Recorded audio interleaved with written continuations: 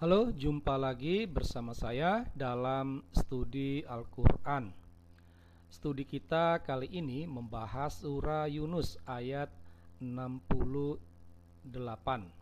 Sebagaimana studi Al-Quran lainnya, ini juga merupakan sebuah ulasan logis.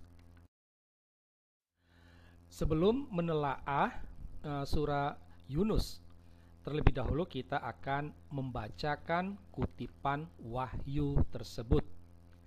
Jadi, pada waktu itu Allah berkata kepada Muhammad, mereka berkata, Allah mempunyai anak, maha suci dia, dialah yang maha kaya, miliknya lah apa yang ada di langit dan yang ada di bumi. Kamu tidak mempunyai alasan kuat tentang itu. Pantaskah kamu mengatakan tentang Allah apa yang kamu tidak ketahui? Nah, jadi ini merupakan kata-kata Allah yang disampaikan kepada Muhammad. Gitu. Nah, kalau kita memperhatikan kutipan wahyu tadi, kita menemukan ada sedikit persoalan tentang dengan kata ganti, ya. Terlebih dahulu kita melihat konteks, ya, konteksnya, ya. Konteks wahyu tadi itu kan merupakan Al-Qur'an. Al-Qur'an itu merupakan wahyu Allah. Allah berbicara kepada Muhammad. Oleh karena itulah konteksnya kutipan wahyu tadi merupakan Allah berbicara dengan Muhammad. Itu.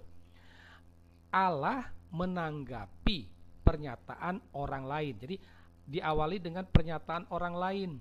Lalu Allah memberi tanggapan atas pernyataan orang tersebut. Nah, ada 3 kata ganti yang digunakan dalam wahyu Allah tersebut, ya. Ada mereka, ada dia, kamu. Menjadi persoalan kalau kita ajukan pertanyaan siapa yang dimaksud dengan mereka, dia atau kamu. Ini menjadi persoalan. Untuk kata ganti mereka, kita akan membahas di slide berikutnya. Kita akan lihat dulu kata ganti yang kedua, yaitu dia, yang dapat dengan mudah dipastikan bahwa dia itu mau menggantikan kata Allah, ya. Jadi dia yang dimaksud sini adalah Allah. Tetapi menjadi pertanyaan, ya, Allah yang dimaksud sini, ya, Allah yang dimaksud sini bukanlah Allah yang berbicara, ya, tetapi Allah yang lain. Karena kalau Allah yang berbicara, tentu tidak akan menggunakan kata ganti dia, tetapi kata ganti aku atau kami. Tetapi karena yang digunakan itu adalah dia, maka ini artinya merujuk kepada Allah yang lain, bukan Allah yang berbicara. Kesimpulannya, Allah ada 2, kan gitu. Nah, ini persoalan kata ganti dia. Yang berikut kata ganti kamu, ya. Siapa yang dimaksud dengan kamu, ya? Kalau kita menggunakan ilmu bahasa, karena konteksnya Allah berbicara dengan Muhammad, maka kamu di sini diartikan dengan Muhammad. Akan tetapi banyak ahli Islam juga menafsirkan kamu ini dengan kaum muslim. Ini agak aneh, ya. Karena apa? Allah tidak berbicara dengan umat Islam, Allah berbicara dengan Muhammad. Oleh karena itulah, karena Allah berbicara dengan Muhammad, maka kamu itu harus diartikan sebagai Muhammad. Sekarang kita akan melihat problem kata ganti mereka, ya. Jadi awal dari wahyu Allah mengutip pernyataan orang. Mereka berkata Allah mempunyai anak. Nah, menjadi pertanyaan siapa yang dimaksud mereka itu? siapa? Ya. Siapa yang punya pemikiran, yang punya pandangan Allah mempunyai anak? Kalau kita merujuk pada ayat 66, ya, artinya selang 2 ayat, ya. Ayat 67 tidak ada. Jadi baru ada ayat di ayat 66.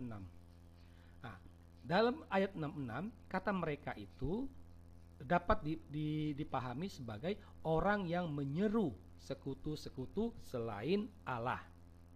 Tetapi ini pun kita bisa mengajukan pertanyaan, siapa yang dimaksud dengan orang yang menyeru sekutu-sekutu selain Allah?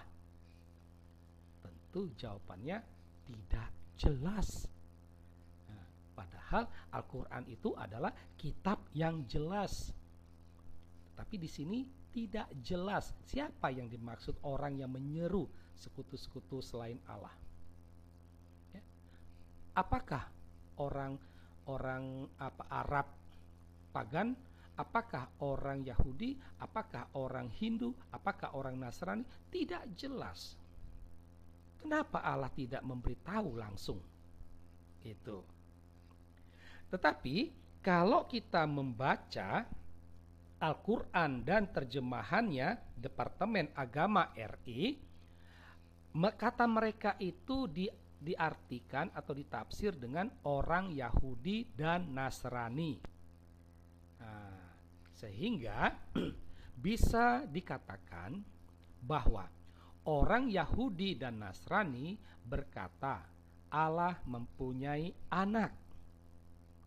Menjadi pertanyaannya, benarkah orang Yahudi dan Nasrani punya pandangan bahwa Allah mempunyai anak?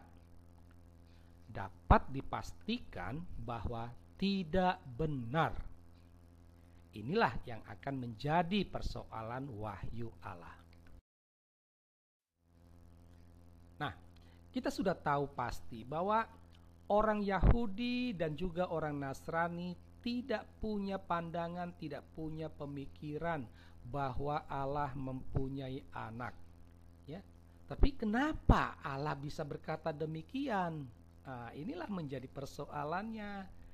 Ini kan mau menunjukkan bahwa Allah telah memfitnah orang Yahudi dan Nasrani. Ya, memfitnah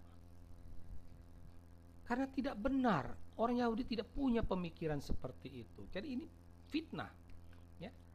Allah gagal paham akan ajaran agama lain, ya. Kalau kita memperhatikan, sebenarnya Yahudi dengan Islam itu ada kemiripan, ya. Mereka anti penyekutuan Allah, ya. Lalu kenapa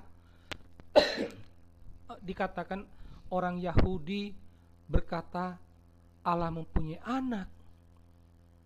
Kalau kita melihat sejarah, orang Yahudi marah terhadap Yesus karena Yesus pernah berkata, "Akulah anak Allah."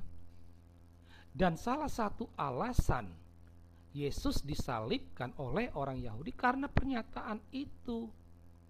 Lalu kenapa Allah berkata orang Yahudi berkata punya pandangan Allah mempunyai anak? Nah, ini kan jelas fitnah dan Allah tidak paham ajaran agama Yahudi, ya.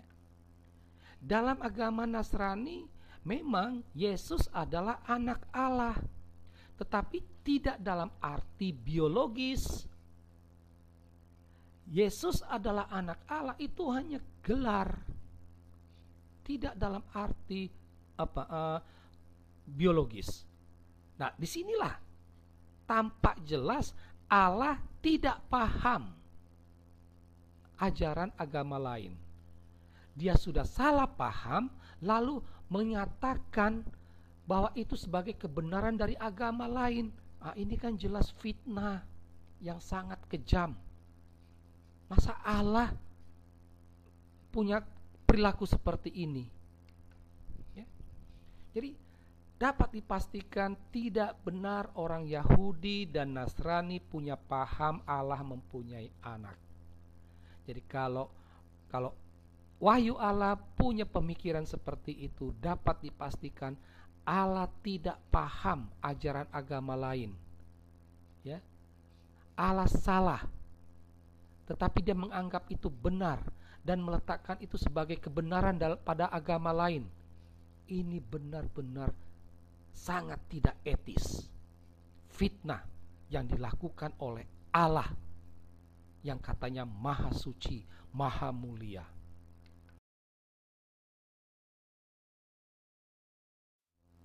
Kita sampai pada kesimpulan, ya. Dari uraian di atas kita dapat mengatakan bahwa Allah umat Islam ini sibuk mengurusi pandangan, pemikiran dan ajaran agama lain. Ya. Yang menjadi persoalannya, yang dia urus itu adalah pandangan yang keliru. Tetapi seolah-olah dibuat menjadi benar. Ya, pandangan yang keliru, pandangan yang salah itu dijadikan benar dan itulah pandangan agama orang lain. Ini sangat keji, sangat tidak bermartabat. Ya. Dan tampak yang kedua, Allah umat Islam itu sangat doyan dengan fitnah, suka memfitnah agama-agama lain. Dia bukan sibuk mengurus umatnya sendiri, dia bukannya sibuk mengurus ajaran agamanya sendiri, sibuk mengurus agama yang lain, dan itu semuanya adalah fitnah. Inilah hasil studi kita terhadap surah Yunus ayat 68. Semoga studi ini mendatangkan pencerahan bagi kita. Sekian dan terima kasih.